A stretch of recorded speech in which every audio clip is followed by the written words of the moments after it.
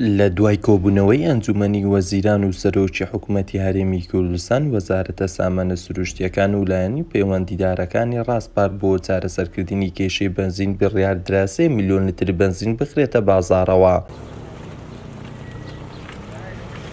بەپێی زانیاریەکانی دەستگای میدیایی بادینان 2 میلیۆن لتری بنزین بۆ هەولێر و 1 میلیۆن لتریش لە ڕێگەی 20 تانکەرەوە ڕەوانەی پارێزگای دهۆک کرا. بەشی زۆری بەنزیخانەکانی سنووری پارێزگای دهۆک دەستیان بە دابەشکردنی بنزینی 800 دیناری کرد، بەڵام تەنیا قەزای بەردەڕەش و شێخان بێبەش کراون لە بنزینی 800 دیناری.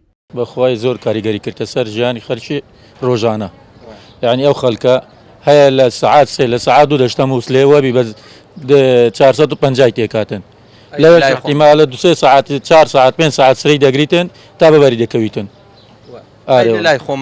لە لای خۆمان بەخوای ئێستا دەڵێن نییە، نزان بنزینی مە چ لێ دێت زۆرە بەس لۆمە نییە، لۆ هاوڵاتی نییە بنزین لە تریگەشت 1100 دیناری.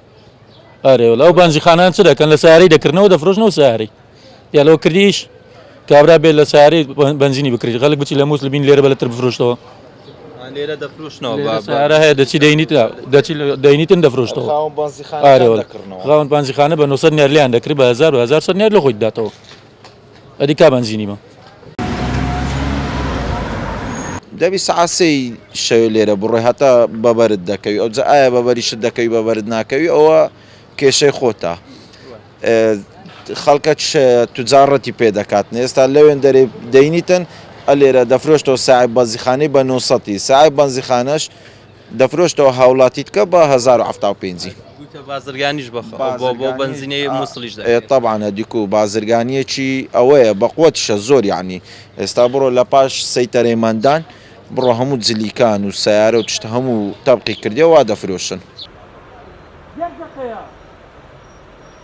ماوەیەکە نرخی بنزین لە هەرێمی کوردستان بە ڕێژەیەکی بەرچاو بەرز بۆتەوە بە شێوەیەک نرخی 1 لتر بنزینی نۆرمال لە دۆلارێک نزیک بۆتەوە. سەرەڕای دابەشکردنی بنزینی 800 دیناری هێشتان لە بەنزیخانەکان قەڵەباڵغی و نۆرەگرتن بەردەوامە. محەممەد جەلیل، کەناڵی بادینان، باردەڕاش.